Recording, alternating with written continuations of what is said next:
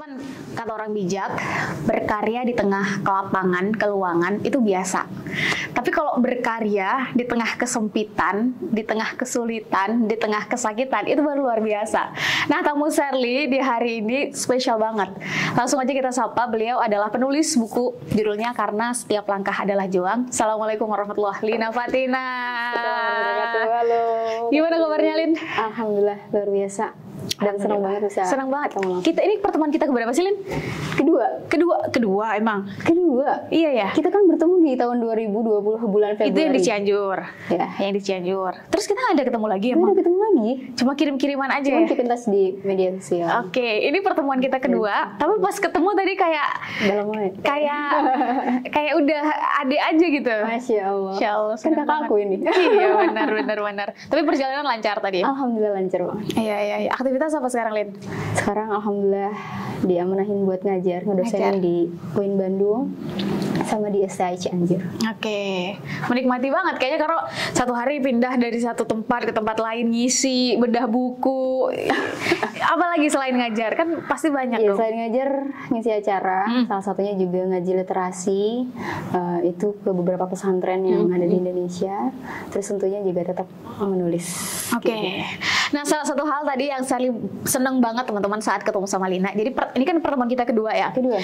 Pas pertemuan pertama, beliau ini posisinya di atas kursi roda. Yes. Ya, di atas kursi roda. Sure. Dan saat itu geraknya itu agak terbatas. Sekarang beliau bisa jalan, maksudnya ya kadarullah ya, Kak, jalan, maksudnya bisa, karena sebelumnya saya nggak tahu gimana aktivitas beliau kan, hanya membaca buku ini, hanya mendengar cerita. Gimana? Apa yang kamu rasakan perbedaannya antara pertemuan kita yang saat itu dengan yang sekarang? Bukan pertemuannya ya, tapi yours, Lina Fatina.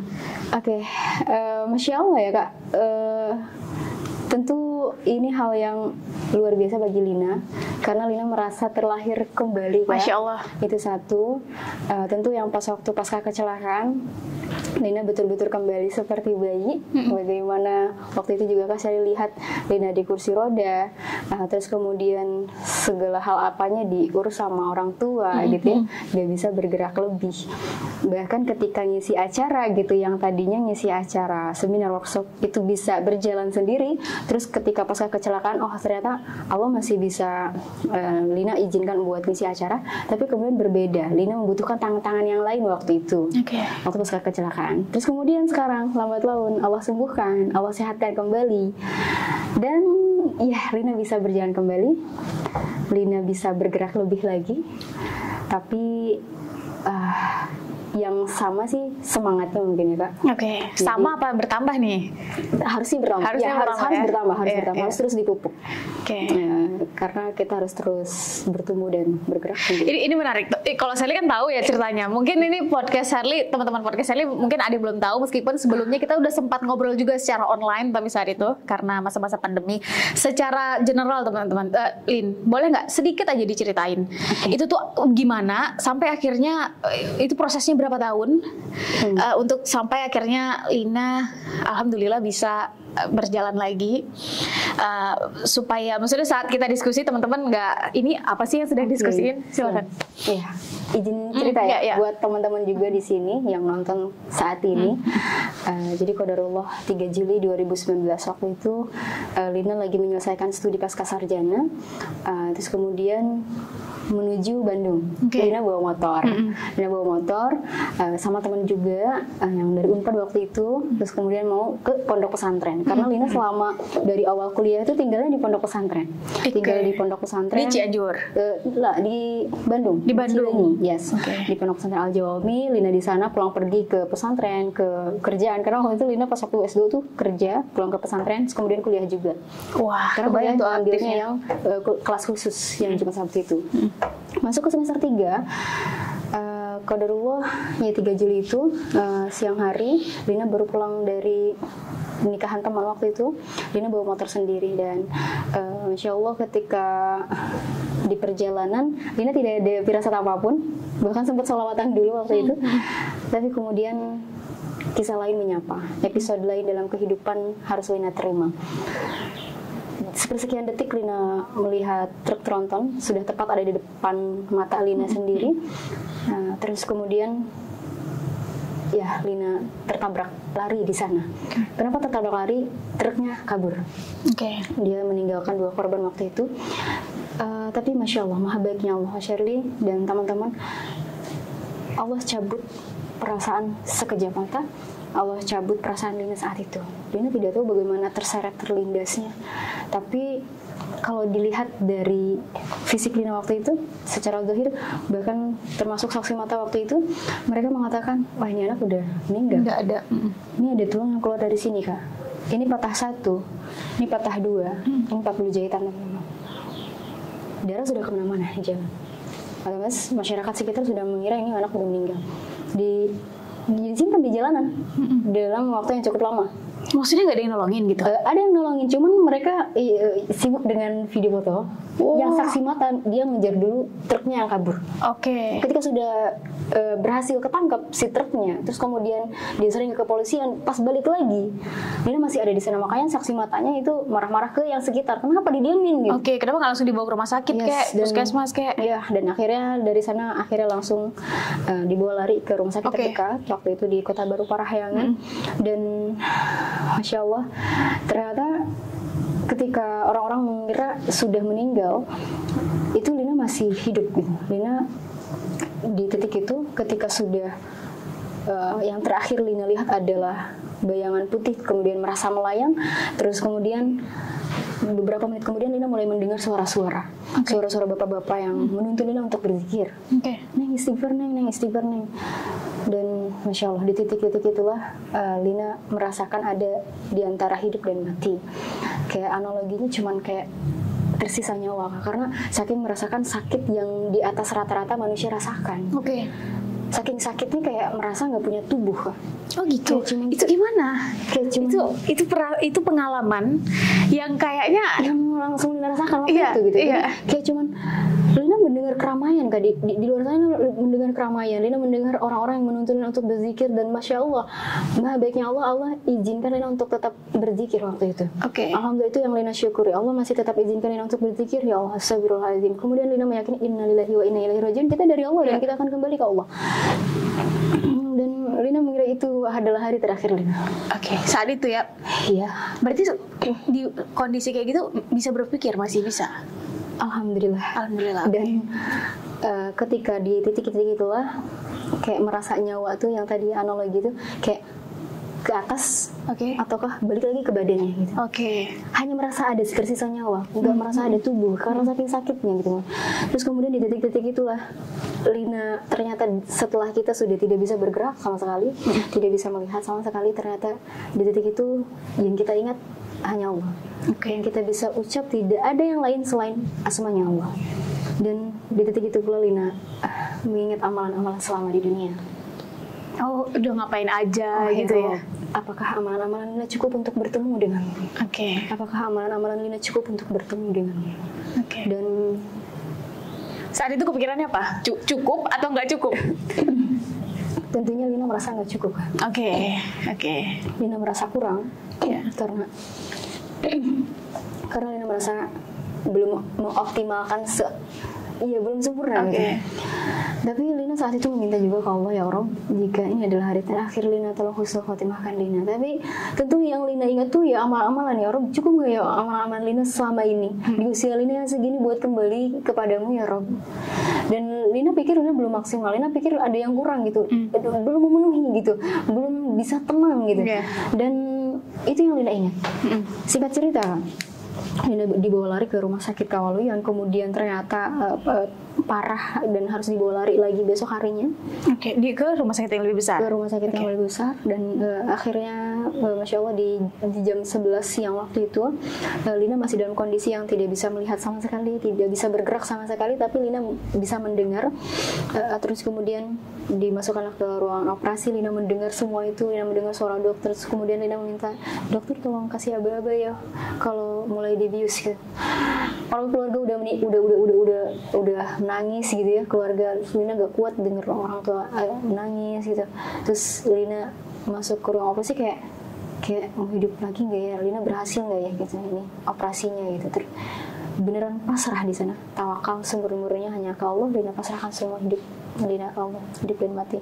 Terus kemudian Alhamdulillah, ternyata Allah beri kesempatan Lina terlahir kembali, dalam masalah terlahir kembali. Singkat cerita, di 1 bulan pasca kecelakaan, Lina masih di kursi roda. Kemudian waktu itu buka Al-Quran dengan kondisi yang terbaring di kursi roda.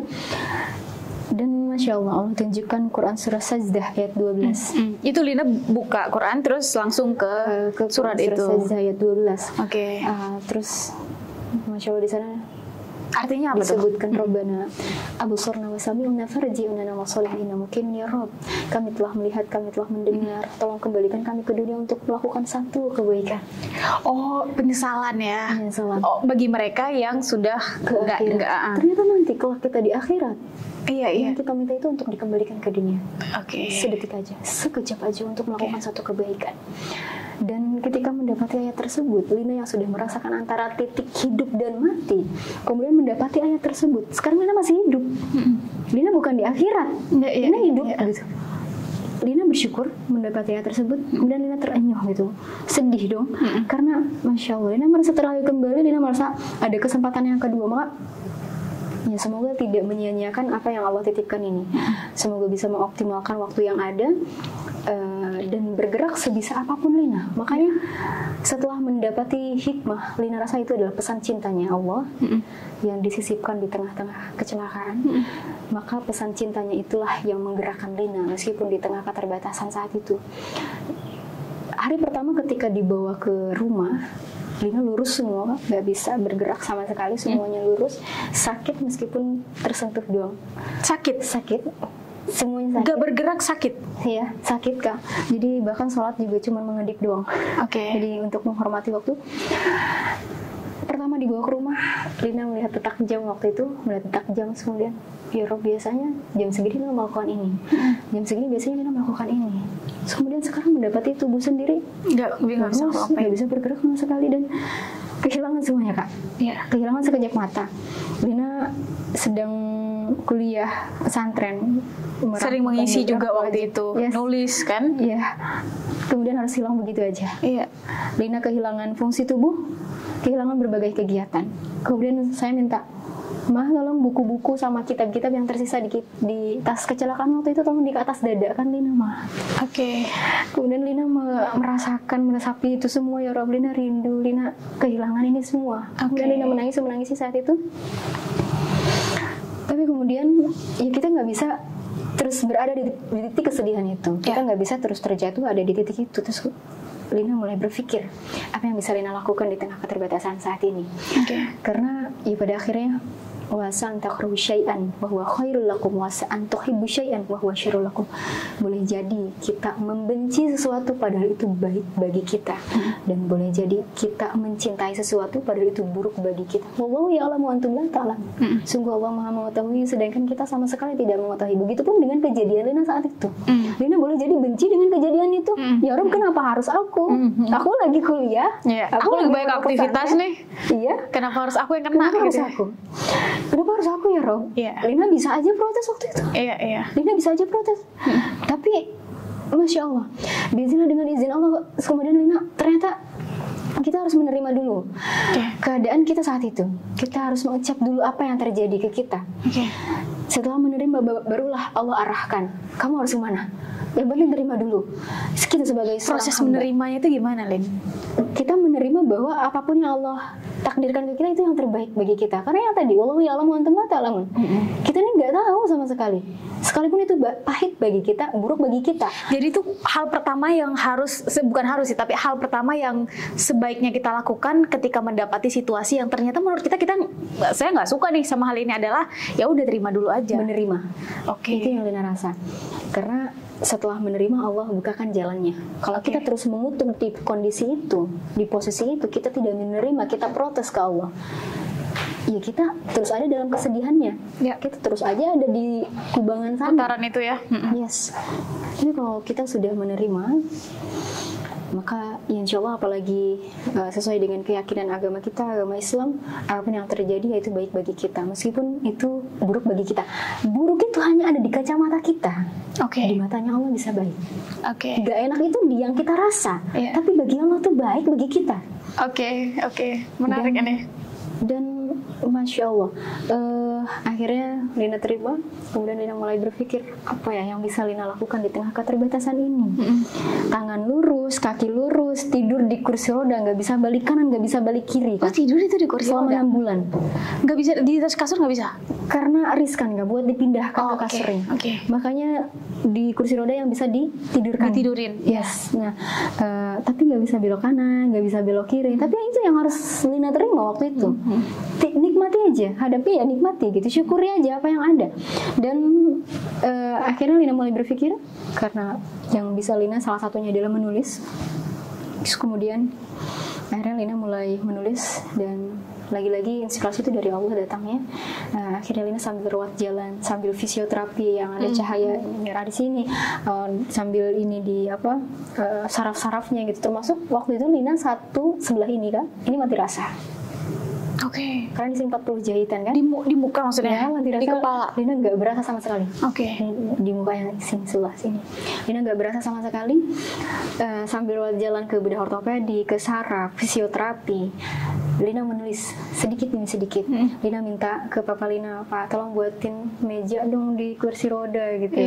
Papa buatin dari kayu. Itu berarti dibuat sendiri sama? Dibuat sendiri sama Papa aku, Masya Allah, yang penuh cinta ya. Masya Allah, Lina bersyukur masih ada orang tua yang lengkap dan mereka menerima anaknya dengan keadaannya seperti ini. Mereka buatkan, Papa buatin meja, kemudian Lina minta kertas ke Mama, dan Lina menulis dengan tangan yang gemetar. Tapi kemudian Lina tetap terus tulis. Atau enggak, ketika di notes handphone Lina nulis dari A ke B itu dari menggunakan tangan yang kiri, itu lama banget. Tek gitu ya. Itu lama banget. Tapi terus aja Lina berusaha untuk nulis meskipun sedikit demi sedikit. Atau enggak, ketika idenya banyak, Lina mau numpahin tapi sulit ini geraknya nih. Lina taruh handphone di dada, kemudian Lina rekam.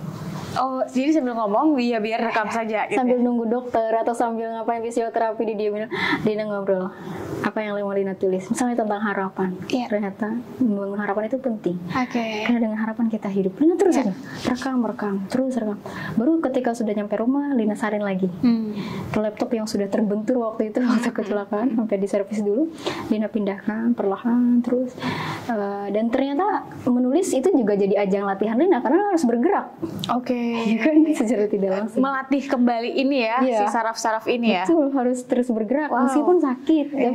Dan Masya Allah, dari meskipun sedikit-sedikit menulis waktu itu, rekaman, tulisan kertas-kertas kayak gitu, dan satukan, kumpulkan, dan dalam kurun waktu Lina sudah menggunakan Kruk waktu itu udah mulai masuk proses ke editingnya Lina, self-editing.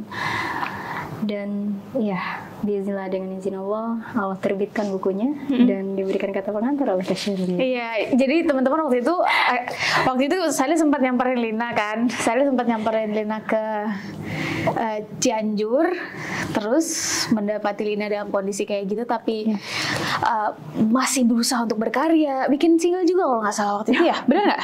Single. Lina bikin bikin lagu yang juga judulnya Karena Setiap Langkah Adalah Juang. Terus melanjutkan lagi sekolahnya, ya kan? Kayak punya keinginan untuk menyelesaikan apa yang sudah dimulai. Saya pikir rasa-rasanya saya malu gitu teman-teman, karena dapat kesempatan untuk beraktivitas dalam kondisi sehat, tidak memaksimalkan semua itu, jadi malu ketika melihat dalam keterbatasannya ini cewek masih terus bergerak, masih terus berkarya, masih terus berupaya memberikan apa yang bisa saya lakukan. Jadi saat itu akhirnya membuat ya udah deh, saya bisa kontribusi apa deh. Nah akhirnya ketika bukunya selesai, dimintalah untuk nulis sedikit kata pengantar. Tapi akhirnya buku ini menceritakan ya tentang sebenarnya tidak begitu banyak menceritakan ya. Salah satunya itu di bab terakhir. Ada bab yang terakhir itu tentang cerita Lina ketika Allah berkehendak yang lain. Tapi yang awal-awal di bab pertama itu tentang harapan, bagaimana pentingnya harapan bagi kita, kemudian perjalanan, karena kan kita tidak mungkin perjalanan terus lurus, tapi akan bertemu dengan berbagai halang rintangnya. Kemudian kita masuk ke bab bergerak, bagaimana kita terus bergerak meskipun di tengah kesakitan yang ada, karena dengan bergerak kesakitan-kesakitan itu yang akan meluruh dengan sendirinya. begitu juga membahas tentang pertemuan, bagaimana kita mensyukuri pertemuan dengan siapapun kita dipertemukan, dengan orang yang membahagiakan kita, yang baik, bahkan yang buruk bagi kita, maksudnya yang menyakitkan bagi kita, kita harus tetap mensyukuri karena ternyata mereka juga lah yang tangan-tangan yang membawakan kita pada kesuksesan, tangan-tangan yang memapahkan kita pada kesuksesan. Nah, Lin, ini pembicaraan kita ini menunjukkan adalah tough-nya Lina nih, kuatnya Lina dalam menghadapi, melewati cobaan tadi kan. Kita boleh tahu nggak Lina ini bisa sekuat ini nih, kenapa? Ya tentu karena bantuan adalah dari Allah, tapi apa? Lingkungan kah, orang tua kah, keluarga, adik? Apa yang membuat Lina bisa sampai pada titik melewati ujian tadi? Ya insya Allah la quwata illa billah ya. Tentu yang pertama dari Allah, Allah yang menguatkan, Allah yang maha kuat. Kemudian lingkungan juga yang mempengaruhi, utamanya keluarga yang menjadi fondasi, dan tentu yang utama adalah datangnya dari diri kita. Sebesar apapun motivasi yang datang dari luar, itu nggak akan bisa menggerakkan kita kalau motivasi dari kita hilang nggak.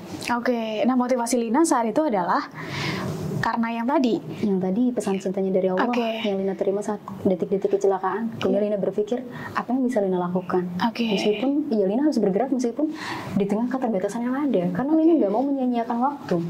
Yang menyesal tadi tuh ya. Betul. Pengen balik lagi ke dunia, memaksimalkan setiap helah nafasnya, ingin memaksimalkan setiap langkahnya, apapun yang bisa Lina lakukan ya Lina lakukan, Lina maksimalkan.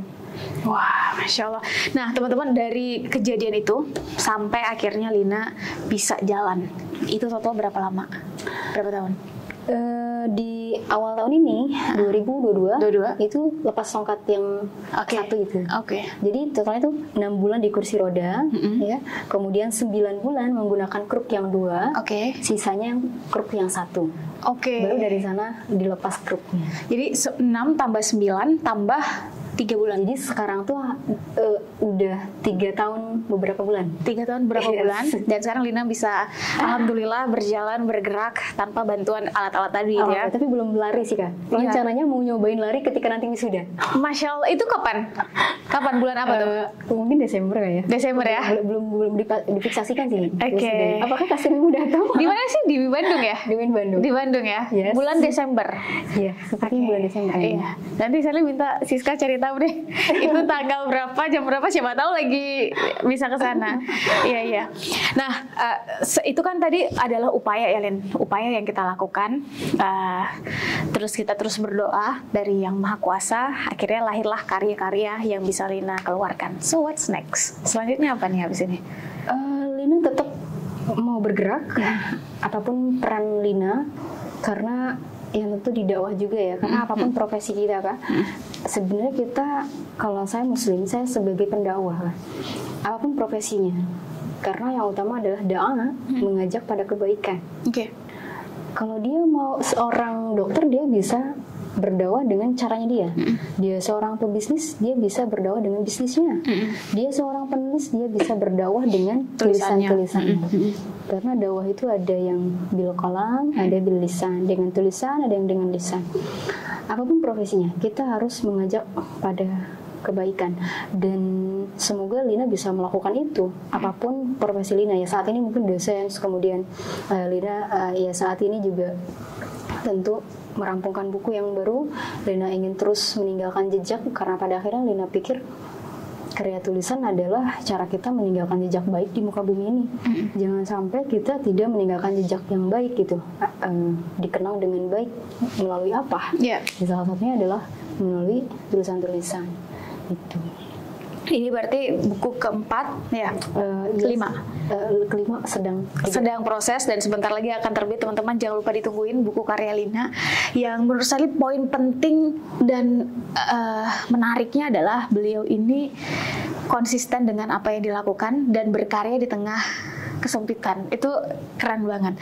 Nah, terakhir Lin, apa perbedaan antara Lina yang sebelum ada hadirnya cobaan ini dengan Lina yang mungkin belum selesai seutuhnya tapi sudah melewati lah, bisa dibilang sudah melewati cobaan ini? Apa perbedaan Lina yang sebelumnya dengan Lina yang sekarang? Ya, Lina, yang Lina rasa Lina lebih memaknai setiap helanya gitu, setiap langkahnya. Lina lebih menghargai waktu. Dengan siapapun dipertemukan juga, Lina harus mensyukuri pertemuan dengan siapapun yang Lina temui. Berarti maksudnya sebelumnya Lina kurang mensyukuri gitu? Mensyukuri sebenarnya, tapi Lina rasa termasuk dalam bergerak juga masih ada maksudnya mainnya apa gimana, main boleh ya, main nggak salah, main nggak salah. Cuma maksudnya nggak dioptimalkan di beda ya antara sibuk dengan produktif gitu. Yang produktif masih sibuk, tapi yang sibuk belum tentu produktif gitu. Maka Lina ingin benar-benar bermakna di setiap apa yang Lina lalui gitu, agar bernilai ya ibadah tadi. Gitu, agar nggak sia-sia nanti, agar nanti nyambung lagi ke yang ayat yang Lina dapatkan gitu. Akhirnya tidak ada kesia-siaan gitu apa yang Lina lakukan. Hal yang terlihat duniawi, tapi kalau misalnya diniatkan untuk ibadah kan akhirnya kebaikan juga buat kita. Jadi bagaimana caranya kan, kalau dalam kitab Nasihat Ibadah itu disebutkan bahwa sebaik-baik dunia itu yang bisa dijadikan kendaraan menujunya. Apakah Rasulullah menyuruh kita hanya ke akhirat? Tidak. Ada salah satu sahabat yang bertanya, ya Rasulullah, orang yang baik itu seperti apa? Orang yang baik itu bukan orang yang melulu sibuk dengan urusan akhiratnya, dan bukan pula dia yang sibuk dengan urusan dunia saja. Tapi kata Rasul apa? Dia yang mengambil hadi ini dan ini, yakni dua-duanya, ya gitu ya. Balance gitu keduanya. Jadi ya kedua-duanya dia seimbangkan. Gitu. Apapun yang terlihat duniawi, orang lihatnya duniawi misalnya, tapi kalau kita niatin kebaikan akan melahirkan kebaikan. Ini keren sih. Dan karena Lina barusan ngomong kayak begini, saya jadi kepikiran, kamu tuh pernah merasa sedih, gagal, kecewa gak sih dengan semua yang kamu perjuangkan, Lin? Tentu selain di masa-masa itu ya. Tentu ada kan. Kayaknya kuat terus, semangat terus gitu. Gimana cara bangkit itu, gimana kalau bagi Lina? Masa-masa kuliah pun Lina menemukan ada satu luka ya, yang bahkan itu juga menggerakkan. Makanya di bab 1 tentang harapan itu jatuhnya itu Lina mengambil intisari selama Lina di sekolah SMA. Kemudian tentang bergerak itu sebenarnya intisari yang Lina lakukan, yang Lina alami, yang Lina rasakan, kemudian dituangkan dalam bentuk tulisan bergerak ini adalah pas waktu Lina kuliah. Jadi ada satu momen yang memang membuat jatuh. Bahkan Lina sempat down selama 3 bulan. Itu masa kuliah? Masa kuliah. Bahkan pengen kuliah, pengen berhenti kuliah, pengen keluar aja dari kampus kan. Kenapa? Gak kuat dengan lingkungan yang ada. Karena ya macam itu ujian para pencari ilmu. Ujian tuh apa? Beda-beda ya. Terus masuk yang buat para pencari ilmu itu pasti ada ujiannya.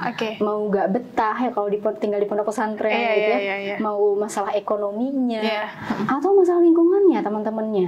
Dan saat itu Lina juga menemukan titik yang buat Lina down. Lina gak mau lagi kuliah. Lina sampaikan ke mama. Kenapa lingkungan? Gak match gitu ya? Gak match. Jadi ada satu luka lah yang Lina terima gitu, sampai kayak bahasanya gitu kayak tinggal di pesakitan yang menunggu malaikat maut. Gitu. Itu sakitnya sakit psikis apa sakit apa nih? Gimana, kayak kita tinggal di satu kelas tapi tidak dihargai. Jadi gimana ya Kak? Ini kan jangan dibuka ya. Tapi maksudnya ada luka lah. Jadi luka yang memang mereka tidak menerima. Ternyata mereka tidak menerima keaktifan Lina. Mereka tidak suka dengan apa yang Lina lakukan. Gitu. Mereka tidak suka Lina dekat dengan dosen dan sebagainya. Dianggap apaan sih? Cari muka banget gitu-gitu ya. Padahal ya bahkan itu wajar banget tuh terjadi. Ketika Lina menjawab pun gitu, bahkan ada kata-kata yang memang kasar, yang memang dilontarkan. Bahkan ketika Lina mengulurkan tangan ketika salam pun tidak diterima. Apakah kita sakit? Itu sakit kan, luka banget. Apakah kita tinggal di kelas yang ada toksik kayak gitu, apakah nyaman gitu? Itu kan sangat tidak. Padahal dalam konteks kita sedang belajar gitu Dan Lina pikir itu hak setiap orang, mau bagaimanapun. Mau jawab ke kelas silakan, mau jawab di whiteboard silakan. Kalau mampu ya silakan. Siapa yang melarang? Bahkan dosennya juga kan menanya, siapa yang menjawab? Kebetulan waktu itu Lina mungkin ya. Yang mungkin Lina kebanyakan kali ya, apa gimana? Lina juga bingung ya. Tapi ya banyak hal-hal yang lainnya yang memang membuat Lina luka. Dan akhirnya Lina down di sana. Udah sempet nggak mau kuliah lagi. Betul, sampai Lina nangis di depan sekretaris jurusan. Lina mau pindah kelas kayak gitu. Sampai segitunya gitu kan. Tapi kemudian Kak, Lina palingan nangisnya di pondok pesantren. Lina nangisnya di pesantren, terus teman-teman pesantren lah yang bertanya kenapa, tapi Lina nggak jawab kenapa gitu. Lina menikmati sakit-sakitnya itu, terus kemudian pada akhirnya setelah 3 bulan itu Lina mulai terbiasa menerima itu. Udah Lina lupain. Oke, nggak apa-apa mereka membuat Lina sakit, nggak apa-apa. Tetap aja masuk ke kelas, sapa dengan baik, lakukan yang terbaik. Lina kayak gitu, tetap Kak disakiti lagi. Asal gimana? Ya, sakit lagi kan. Tapi kemudian ketika ya itu awal-awal tahap awal, tapi kemudian akhirnya Lina move up, bukan move on lagi. Terus kemudian move up. Yes, maksudnya bergerak dan menerima itu semua. Lina nggak peduli mau mereka nyakitin, mau bagaimanapun, Lina tetap memberikan yang terbaik buat mereka. Ada di lobi, hai apa kabar? Serius? Dia nggak PSKSD nggak sih? Dia nggak PSKSD? Dia nggak PSKSD. Memang Lina terserah mau anggapannya kayak gimana. Yang penting Lina udah you do your best gitu ya. Terus kemudian dari sana akhirnya Lina bergerak. Lina nggak terus ada di kubangan itu. Lina bergerak, Lina gabung dengan teman-teman yang ada di Unpad, Lina gabung dengan teman-teman yang ada di ITB, Lina ikut kegiatan volunteer dan lain sebagainya. Bahkan itu yang menjadi positif bagi Lina. Lina mengetahui bagaimana pemikiran-pemikiran anak Unpad, anak ITB, Lina ikut dengan mereka. Banyaknya di luar. Akhirnya nggak cuma di kandang, tapi Lina keluar. Lina terus bergerak, Lina ikut, dan ternyata malah fakultas juga yang memilih Lina sebagai ini. Fakultas yang mengamanahkan Lina, jurusan yang mengamanahkan Lina. Lina dapat penghargaan ini, penghargaan itu, juara ini, juara itu. Setelah dari sana, setelah Lina bergerak. Dan ternyata katalisatornya itu justru dari luar kampus gitu ya. Mantap. Dan makanya ada bergerak di sini. Lina memberikan arahan buat teman-teman siapapun yang sedang menemukan luka gitu, apapun lukanya gitu, bergeraklah, tetap bergerak, karena dengan bergerak itu kesakitan akan meluruh dengan sendirinya. Baik luka yang ada di masa lalu, setiap orang punya masa lalunya masing-masing, setiap orang punya lukanya masing-masing, tapi dengan bergerak, ya kamu akan menemukan apa yang kamu tuju. Dan kesakitan itu akan meluruh juga pada akhirnya ketika kamu bergerak. Itu kayaknya bagian itu tadi saya tandain teman-teman, karena itu tuh sebetulnya relate banget dengan setiap orang, Lin. Mungkin jenis lukanya beda-beda ya, Lin ya. Berbeda-beda. Tapi at the end of the day, namanya manusia pasti punya luka dan pasti pernah sakit. Nah, dilalahnya adalah ada orang yang menjadikan itu sebagai excuse, pembenaran. Ya, saya kan karena nggak didukung, saya kan ini gitu. Padahal justru kuncinya di sini kalau nggak salah itu menarik adalah terus aja bergerak, karena dengan itu nanti kamu bakal nemuin sendiri, Tuhan bakal ngebantu dan ngasih tunjuk nih jalannya yang mana yang terbaik buat kamu. Tapi yang penting bergerak dulu aja gitu ya. Terus bergerak, setelah bergerak Allah bukakan jalannya, Allah kasih kado-kado terindah darinya. Jadi ternyata selepas kesakitan akan ada kado-kado indah yang tidak pernah kita duga. Yang penting kita bergerak dulu, yang penting mengoptimalkan mengoptimalkan usaha kita yang bisa kita lakukan. Dan Lina merasakan kado-kado terindah dari Allah itu ada ketika sudah mendapati kesakitan itu, terus kemudian Lina memutuskan untuk bergerak. Coba kalau Lina tidak memutuskan untuk bergerak, berbeda lagi ceritanya. Terus aja kayak gitu, terus aja putus asa, terus aja selesai dong sekolah kuliahnya nggak jadi karena kita keluar, udah dong. Ini nggak akan jadi ketemu sama Kak Sally di sini. Masya Allah, luar biasa. Terakhir, karena memang podcast Lin ini ditonton oleh banyaknya anak muda, Lin, pesannya dong buat anak muda, silakan. Buat teman-teman siapapun yang menonton video saat ini, yakinlah karena teman-teman yang menonton video itu sudah Allah arahkan untuk mendapati hikmah-hikmah yang ada. Maka Lina ingin berpesan buat teman-teman. Yang pertama, bangunlah harapan, karena dengan harapan kita hidup. Teruslah berkarya dan berdaya. Kemudian apapun ujian yang teman-teman terima, luka apapun yang teman-teman rasakan, karena pada akhirnya semua akan sirna kalau kita menerima, kemudian kita bergerak, dan kita melakukan yang terbaik untuk kita dan berdampak untuk yang lain, insya Allah. Masya Allah, luar biasa. Terima kasih Lina atas waktunya. Mau kita todong nih, padahal habis ini beliau ada agenda lagi, tapi kita todong dulu di tengah-tengah. Terima kasih Alin sudah meluangkan waktu, meluangkan ini manggil dulu Vivi dari Bandung. Maaf ya Vivi, ditodong juga.